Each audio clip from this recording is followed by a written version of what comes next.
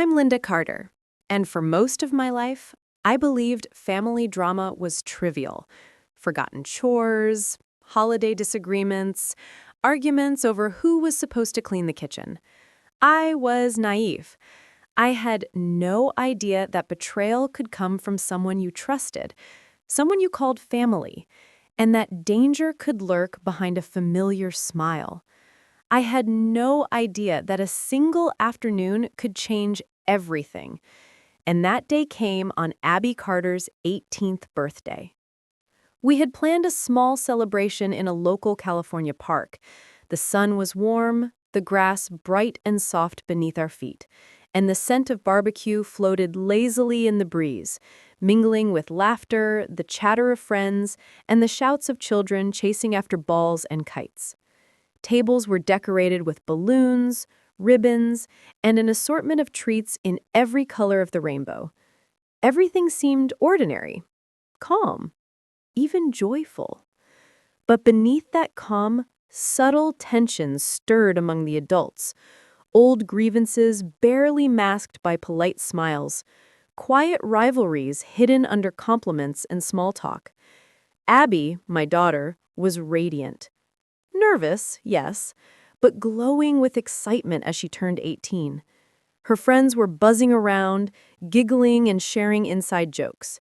She twirled in her dress, adjusting her hair, checking herself in the small mirror inside the changing tent.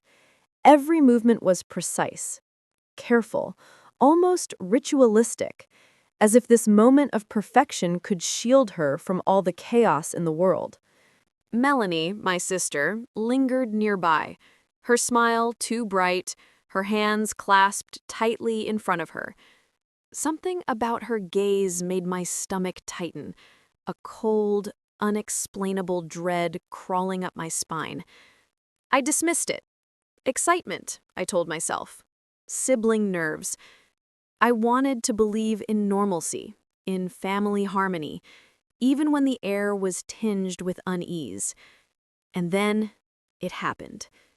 A scream, high-pitched, piercing, desperate. Not the kind of scream from surprise or laughter, but a raw, terrified sound that seemed to slice through the warm afternoon. Time slowed. Children froze mid-step. Laughter died on their lips. Even the birds seemed to pause in mid-flight. My heart thudded painfully against my chest. Without thinking, I ran. Every muscle in my body ached as adrenaline pushed me forward, legs moving before my mind could catch up. Inside the tent, I stopped dead. Abby's long, dark hair was scattered across the floor. Her scalp was exposed in patches. She clutched her face, sobbing uncontrollably, her body trembling with fear and humiliation. And there, in front of her, stood Melanie. A smirk twisted her lips, calm, cold, and utterly unremorseful. The electric clippers buzzed quietly on the table, innocuous to anyone else, but a weapon of shame and cruelty in that moment. What did you do?" I demanded, my voice cracking with rage and disbelief. Melanie laughed, a smug, infuriating sound that cut through me. "It's just a joke," she said, as if ruining a child's moment, shattering her confidence and destroying her trust could ever be harmless. Before I could think, my hand lashed out. A sharp slap echoed inside the tent, and I grabbed Abby's arm, pulling her past the shocked relatives and friends. We rushed to the car, her sobs echoing in my ears. My chest heaved, my hands trembled, my mind reeled. Who does this to their own niece, their own family? That night, sleep eluded me. I lay awake, the scene replaying endlessly, the smirk, the buzzing clippers, Abby's terrified eyes. I questioned myself over and over. Why hadn't Abby told me sooner? How could Melanie think this was funny? And the most terrifying thought, what else had been happening in the shadows that I didn't see? The next morning, my mother arrived at our door. Her eyes were red, swollen from crying. Her voice trembled as she said, "Please, give Melanie a chance." She only acted out of love. She was trying to protect Abby. I froze. Protect her? My blood ran cold. Protect her from what? Abby handed me her phone, trembling violently. She scrolled through images that made my stomach twist. Deep bruises along her arms, impressions of fingers pressing too hard, marks hidden beneath clothing along her ribs, and messages from Ryan Morris, her boyfriend. Threats, apologies, photos, evidence of months of abuse, all meticulously documented in heartbreaking detail. Ryan had been hurting her for months, behind the school gym, in empty hallways, in his car, threatening her if she spoke, isolating her from friends, controlling every choice she made. Abby whispered, barely audible, "I said I'd lose everything if I told." I held her close, my mind racing, promising silently, "No one will ever hurt you again." Fear still gripped me, a cold hand around my chest, but determination replaced panic.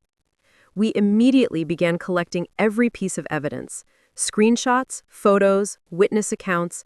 Every threat, every bruise, every lie had to be documented meticulously. The following day, Abby and I went to the Albuquerque police station. Officer Karen Davis listened intently as I explained the months of abuse, the bruises, and the threats. She reviewed every piece of evidence with care, promising immediate action, patrols, documentation, and protective measures for Abby. From there, we drove to Presbyterian Hospital.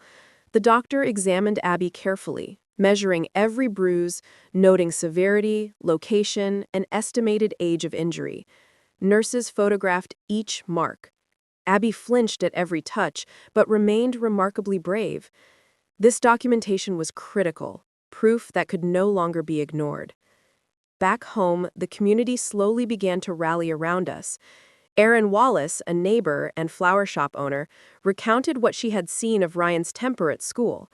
Dorothy, an old family friend, appeared unannounced, begging forgiveness for Melanie, claiming Melanie's actions were to protect Abby. I listened politely but firmly. Abby's safety came first. Ryan, however, refused to remain quiet. One evening, he appeared at our door, pounding, demanding to know why Abby wasn't answering his calls. He shoved past me, insisting all of Abby's bruises were accidents. Abby peeked from the hallway, trembling, begging him to leave. He ignored her, trying to coax her back. I grabbed my phone and began recording. When he lunged to grab it, Anthony intervened, shoving him back. Ryan cursed, threatening to call the police on Anthony for assault. I stayed calm, confident in our evidence: texts, photos, hospital documentation. Days later, police confirmed our worst fears. Ryan's car contained a small bag of sedatives, likely intended to incapacitate Abby at a party he had planned. He was arrested immediately. Court days were tense. Abby gripped my hand, her face pale but resolute. The prosecutor presented our evidence: photos, videos, text messages, and witness statements. Ryan's father, Ronald Morris, whispered threats, attempting intimidation. Abby took the stand. Her voice was steady, despite fear. She recounted every instance: how Ryan controlled her clothing, isolated her from friends, grabbed her hard enough to leave marks, whispered threats in hallways and cars. The jury leaned forward, horrified. Melanie testified, admitting to shaving Abby's head, claiming she had done so to protect her. A shaky video, secretly recorded, showed Ryan boasting about spiking Abby's drink. Faces in the courtroom hardened. Ryan's defense attempted to spin the story. Injuries were accidents, texts playful, Melanie overreacting.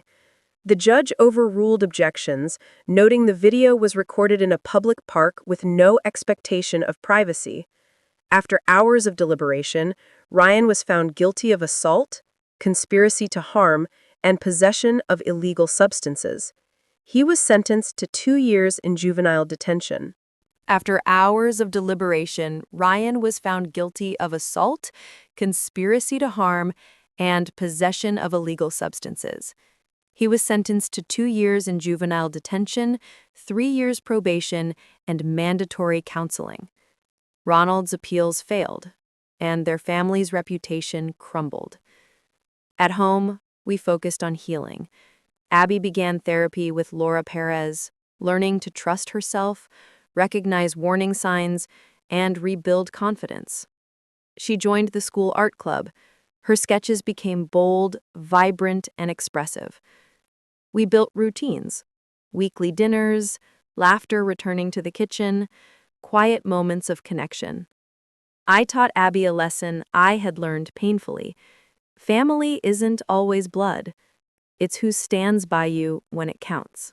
Months passed.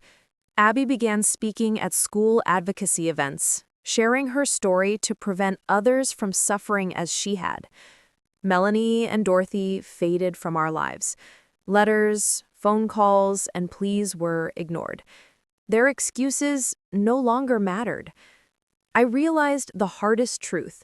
Cutting toxic ties isn't betrayal, it's survival. Abby and I survived. Our bond was unbreakable, forged through courage, love, and a commitment to protect each other. Nothing could take that away. Abby thrived. Her sketches filled the house. Desert landscapes, cacti under blazing suns, a reflection of her resilience. She made friends, joined art exhibits, and smiled freely. I joined a local book club, meeting women who had cut toxic family ties. Their support grounded me. I wasn't alone. Abby began mentoring younger students, teaching them about healthy relationships and warning signs of abuse.